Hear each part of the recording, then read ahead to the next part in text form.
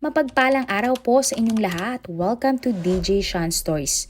Turn on your notification bell, like and subscribe para sa crime stories araw-araw. June 19, 2026, isang report ang natanggap ng Zaragoza Municipal Police Station sa Nueva Ecija.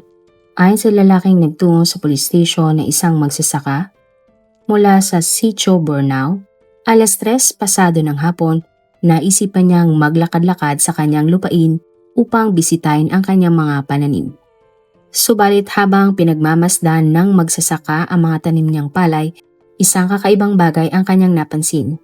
Agad na nilapitan ito ng magsasaka at laking gulat niya na nakita ang isang tao na lumulutang sa irigasyon ng kanal.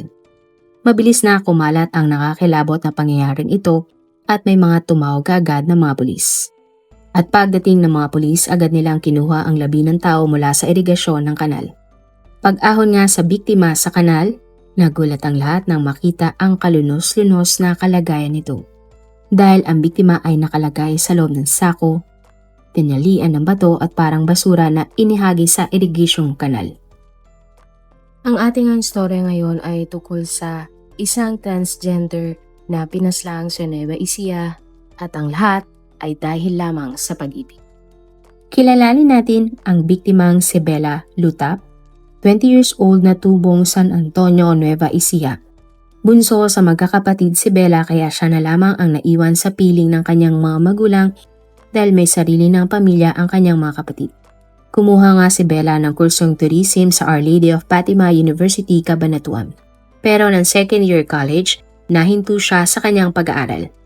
Inilarawan nga si Bella ng kanyang malalapit na kaibigan at mahal sa buhay na siya ay isang mabait, masayahin at mapagmahal na tao.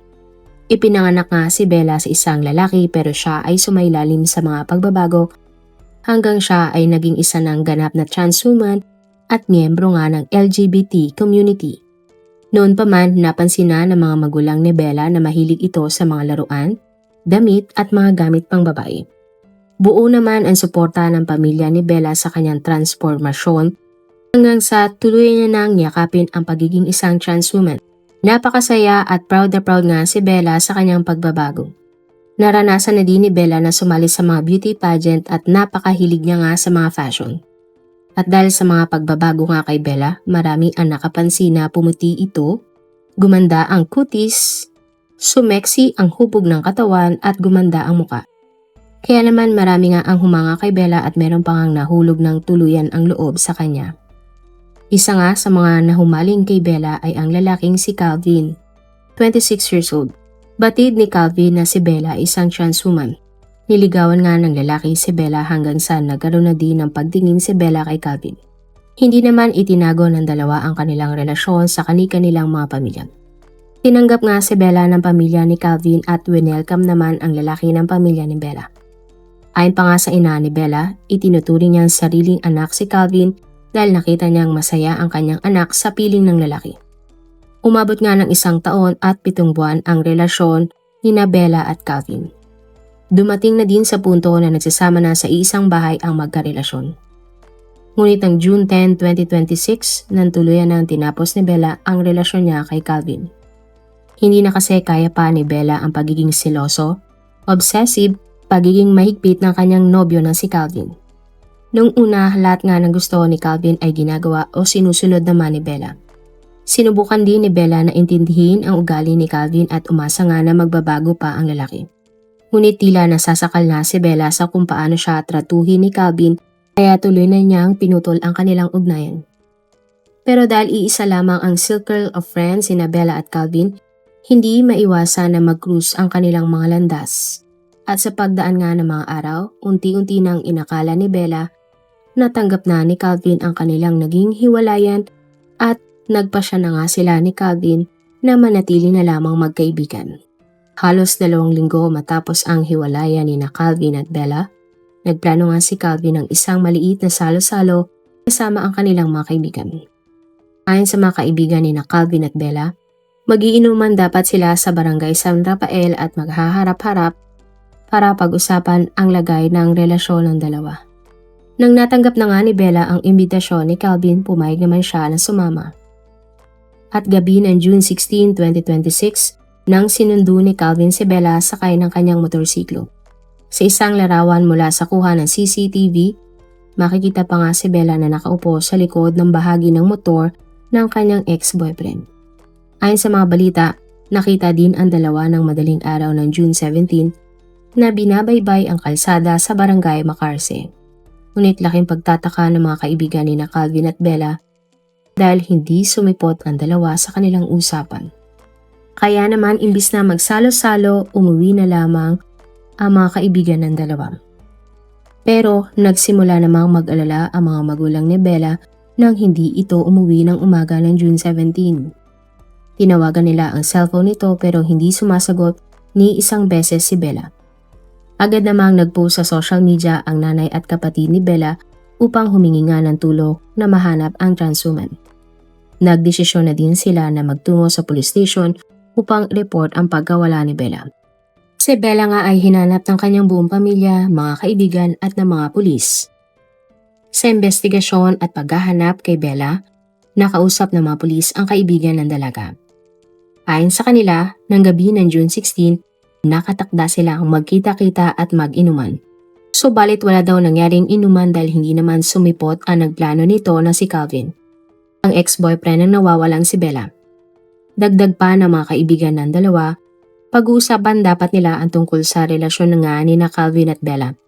At si Calvin daw mismo ang nagsabi sa kanila na siya na ang bahalang sumundo kay Bella. Mula nga sa lead na ito, sinimulan na ng mga pulis ang kanilang investigasyon. Nagsagawa na din sila ng backtracking sa mga CCTV at dito na nga nila nakita na angkas-angkas ni Calvin sa kanyang motor si Bella. At ang paghahanap nga kay Bella ay kalaunay nagwakas sa nakakalungkot na insidente. Dahil ang labing natagpuan sa irrigation canal ng June 19 ay walang iba kundi ang nawawalang si Bella. Labis ang pagluluksa ng pamilya ni Bella sa karumal-dumal na sinapit ng biktima. Napag-alaman din na hindi na maganda ang lagay ng labi nito nang siya ay natagpuan. Muntik na ngang hindi makilala si Bella ng kanyang pamilya dahil sa itsura ng kanyang labi. Mabuti na lamang ay napansin ng kapatid ng biktima ang isang tattoo na nagkukumpirma na labi nga ni Bella ang natagpuan. Hustisya nga ang sigaw ng pamilya ni Bella. Mariing kinondena ng mga grupong nagsusulong ng karapatang pantao tulad ng bahaghari at SRAP ang pagpaslang kay Bella. Nagdaos nga sila ng rally at muling nanawagan sa pamahalaan tungkol sa agarang pagpasa ng SOGI Equality Bill upang mabigyan ng sapat na proteksyon laban sa diskriminasyon at karahasan ang mga miyembro ng LGBT community sa bansa.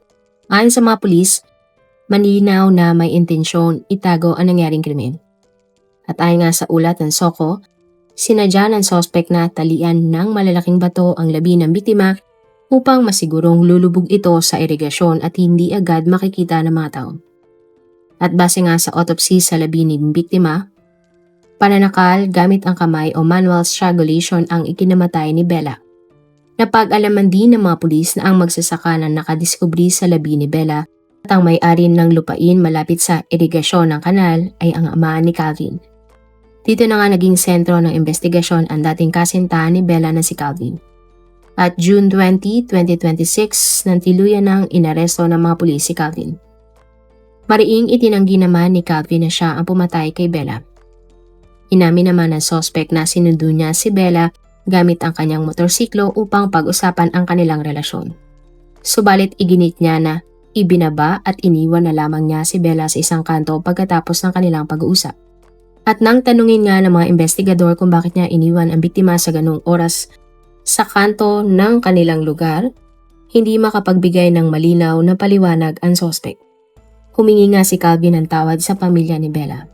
Ngunit nang tanungin siya kung bakit siya nagsisorry, kung hindi naman siya ang pumatay kay Bella, sinabi ng lalaki na kung hindi niya sinundo noon ang dati niyang kasintahan, posibleng buhay pa ito. Bagamat patuloy ang pagdanggi ng sospek sa nangyaring insidente, hindi ito tinanggap ng mga pulis dahil may mga matitibay na ebidensya laban sa lalaki. Napansin nga ng mga pulis ang sariwang kalmot at sugat sa leeg at braso ni Calvin. Hinala ng mga pulis ang may gawa ng mga kalmot ay si Bella dahil sinubukan niyang ipagtanggol ang kanyang sarili mula kay Calvin. Ayon sa mga kaibigan ng sospek at biktima, gustong makipagbalikan ng sospek sa biktima, ngunit tinanggihan ito ni Bella. Dagdag pa dyan na galit umano ang sospek nang nalaman na may bagong manliligaw ang biktima. At upang mas lalong mapatunayan ito, isinailalim ng mga pulis ang sospek sa isang DNA swab test. Kinumpirma nga ng mga pulis na matinding selos ang motibo sa likod ng pagpaslang ni Calvin kay Bella. At dahil sa mga circumstantial at physical evidences na ito, nanindigan ang Zaragoza Municipal Police Station na sapat ang kanilang basehan upang formal na sampahan ng kasong murder si Calvin. Si Calvin nga ay kinasuhan at nakakulong at naghahantay pa rin ng kanyang trial sa korte magpahanggang ngayon. Para naman sa ating pangalawang storya, tayo naman ay magtungo sa Thailand. Sa Thailand, ipinanganak si Terapong Lumia, o tawagin na lang nating Samantha, 30 years old. Nag-iisang anak si Samantha at ulila na sa kanyang ama. Pinalaki siya ng kanyang ina at ng kanyang tito. Isang trans woman din si Samantha at noon pa man gustong-gusto na niyang maging isang babae. Kaya naman, nagsumikap nga sa buhay si Samantha at pinasok ang kahit anong trabaho upang makapag-ipon ng pera para sa gagawin niyang transformasyon. Napakasaya nga ng dalaga na siya ay naging trans woman kalaunan. Matapos iyon, ang pinagtuunan naman ni Samantha ay ang pagtulong sa kanyang nanay at pag-iipon. Pangarap nga ni Samantha na mabigyan ng magandang bagay ang kanyang ina na tinanggap siya ng buong buo. Nagtatrabaho bilang isang BPO employee si Samantha. Bukod doon, nagsa-sideline din si Samantha ng pagtitinda ng skincare products. Hindi siya naging maluho at mas piniling mag-ipon. At dahil nga sa pagsisikap ni Samantha na ipagpagawa na niya ng bahay ang kanyang nanay at nagsimula na siyang hulugan ng isang apartment na para sa kanyang sarili. Maganda nga ang takbo niyang buhay ni Samantha, ngunit naramdaman niyang may kulang. Ang kanyang love life ay walang-wala. Inilarawan nga si Samantha bilang masayahin, mabait at masipag. Taong 2015 habang nagpa-party kasama ang kanyang kaibigan sa bar, may isang lalaking nakilala si Samantha. Lalaki ay isang British national na nagbabakasyon. Agad namang nakapalagay ng loob ni Samantha ang dayuhan. Hindi nagtagal nagkaroon na nga ng relasyon si Samantha sa lalaki. Ngunit dahil dayuhan lamang noon ang kanyang kasintahan, umalis rin ang dayuhan kalaunan. Kaya naman naging long distance relationship o LDR ang pagmamahala ni Samantha at ng kanyang boyfriend. At kahit na gano'n, naging maayos naman ang takbo ng kanilang relasyon.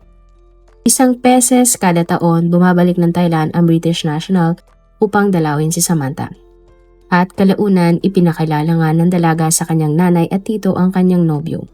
Umabot nga ng 7 taon na gano'n ang setup ni Samantha at ng kanyang kasintahan. Subalit, kalaunan nalaman ni Samantha na meron na palang asawa ang British national niyang boyfriend, kaya tila nawalan siya ng gana sa kanilang relasyon. Labis din siya nasaktan kaya naman napadala sa pagpunta sa bar si Samantha kasama ang kanyang mga kaibigan. At noong taong 2022, may bagong nakilalang lalaki si Samantha. Ang lalaki ay si Marius Kuniknas, 31 years old na mula sa bansang Lithuania, bansa na hilagang Europa. Si Marius ay isang binata at nagtatrabaho bilang manager ng isang warehouse. Mahilig mag-travel ang lalaki at nakapunta na siya sa iba't ibang bansa. Tahimik pero matalino at mahilig sa adventure. Ganyan ilarawan si Marius ng kanyang pamilya at mga kaibigan. At January 2022 na nagpasya nga si Marius na magbakasyon sa bansang Thailand. At habang nasa bansa ang lalaki, nakilala niya nga ang trans woman na si Samantha. Tila na love at first sight nga ang lalaki kay Samantha kaya agad niya itong nilapitan upang hingin ang social media account ni Samantha. Sa kabila ng pagkakaroon ng kasintahan, in-entertain ni Samantha ang dayuhan. Naging malapit nga sila sa isa't isa at madalas mag-date sa iba't ibang lugar. Tila naging tour guide nga ni Marius si Samantha habang siya ay nasa Thailand. At makalipas ang ilang linggo, umamin na nga si Marius sa kanyang nararamdaman para kay Samantha. Nagulat nga si Samantha ngunit inilihim pa din niya na meron siyang kasintahan. Kalaunan, nagpasya na nga ang dalawa na magkaroon ng isang relasyon. Sinabi nga ni Samantha sa kanyang nanay na wala na sila ng kanyang British na nobyo at si Marius na ang bago niyang kasintahan. At makalipas ang 1 buwan, tumira na si Marius sa apartment ni Samantha. Ilang beses inayos ni Marius ang kanyang papeles upang manatili ng mas matagal sa Thailand dahil kay Samantha. Nung una, puro masasaya ang alaala na magkasintahan. Pero nang May 25, 2022, nagulat na lamang si Marius nang nalaman na may ibang kasintahan na pala si Samantha nang usisain ng lalaki ang cellphone ng kanyang nobya. Kinabukasan May 26, 2022 ng gabi, nag-inuman nga sina Samantha, Marius at mga kaibigan ni Samantha sa apartment ng transwoman. Nang madaling araw, isa-isa na ngang umuwi ang mga kaibigan ni Samantha at naiwan na lamang ang magkasintahan sa apartment. Dahil nakainom na at medyo wala na sa tamang pag-iisip si Marius, nagkaroon sila ng pag-aaway ni Samantha. Kinompronta nga ng lalaki si Samantha tungkol sa isa pa nitong boyfriend. Nagulat naman si Samantha na nalaman ng kanyang nobyo ang tungkol sa kanyang isa pang boyfriend pero inamin niya ang katotohanan. Sa sobrang galit nga ni Marius, bigla na lamang niyang sinaktan si Samantha. Hindi na napigilan pa ni Marius ang kanyang kamay at bigla na lamang niyang sinakal si Samantha hanggang sa tuluyan na itong bawian ng buhay. At upang itago nga ang labi ni Samantha, kinuha ng lalaki ang kutsyon ng kama at doon ibinalot ang labi. Kinabukasan, kinuha nga ni Marius ang cellphone ni Samantha at inabandona ang kotse na kanilang nirentahan. At sa kuha nga ng CCTV, nakita pa ang kotse habang dumadaan sa mga kalye. Pagbalik ni Marius sa apartment, nandun na nga ang nanay ni Samantha at tinanong kung nasaan ang kanyang anak. Sinabi nga ni Marius na bumalik na lamang kinabukasan ng ginang dahil na lasing na umano si Samantha kaya hindi ito makabangon sa kama. Pero napansin ng ginang na may mga galos ang lalaki at tinanong niya nga si Marius tungkol dito. Pero sinabi lamang ng lalaki na galos iyon dahil sa mga kagat ng insekto. Wala ngang nagawa ang ginang at umalis na lamang kahit na hindi pa niya nakakausap ang kanyang anak ng araw na iyon. Sunod ay umalis na din si Marius sakay ng motor na kanyang nirentahan at tuluyan ng tumakas. Samantala, lumipas ang mga araw ngunit hindi na nakontak pa ni naman si Samantha. At June 4, 2022, nang napansin na ng mga kapitbahay ni Samantha ang masangsang na amoy na nagmumula sa kanyang tinitirhan. Kung agad nila ito sa nanay ni Samantha at agad naman nagtungo ang ginang. At pagpasok nga ng ginang sa kwarto ng kanyang anak, tumambad sa kanya ang labi ng kanyang anak na hindi na maganda ang lagay at nakasiksik sa kutsyon. Agad nga silang tumawag ng mga pulis upang alamin ang totoong sinapit ni Samantha. Nagsagawa nga ng investigasyon ang mga pulis at tinutuluyan ni Samantha at napansin nga ang mga bakas o indikasyon na may nangyaring sakitan sa loob ng apartment. At ay nga sa mga kapitbahay, ang uling lumabas sa apartment ng biktima ay ang kasintahan nito na si Marius na siyang naging sentro ng investigasyon. Ginamit nga ng mga pulis ang nawawalang cellphone ng biktima upang tuntunin kung nasaan si Marius. At June 6, 2022, nahanap na ng mga pulis ang kinanoroonan ni Marius. At sa kuha nga ng CCTV, kita si Marius sakay ng motor at papunta sa isang beach sa Pattaya. Naupo nga ang lalaki at tila may inaantay. Tumayo at aalis na dapat ang dayuhan nang bigla siyang nilapitan ng mga pulis hanggang sa tuluyan na siyang naaresto ng mga ito. Dinala nga si Marius sa police station kung saan inamin niya ang pagpaslang kay Samantha. Gitna ng afam, niloko at pinirahan lamang siya ni Samantha kaya niya nagawa ang krimen. Hanggang ngayon ay nakakulong pa din si Marius sa Thailand at wala pang bumababang hatol para sa dayuhan. Sa oras na mapatunayan siyang guilty sa pagpatay sa trans woman na si Samantha, maaari siyang hatulan ng habang buhay na pagkakulong o hatol na kamatayan sa Thailand. Marami pong salamat sa inyong panonood. Meron ba kayong mga kwento na gusto nyong i-share sa ating mga manonood? O kung may personal po kayong kwento na gusto nyong i-feature sa ating channel, i-comment down below nyo lang ang inyong mga suggestions. Para naman po sa dagdag kalaman, i-subscribe nyo din po at i-follow ang ating iba pang YouTube channel katulad ng Tagalog Facts and Mysteries by DJ Sean o kung may personal po kayong kwento na gusto nyong i-feature sa ating channel, i-comment down below nyo lang ang inyong mga suggestions. Para naman po sa dagdag kalaman, i-subscribe nyo din po at i-follow ang ating iba pang YouTube channel katulad ng Tagalog Facts and Mysteries by DJ Sean at Manila Boy Wonder Philippines. Marami pong salamat sa pagsuporta nyo sa aming mga channel. God bless everyone!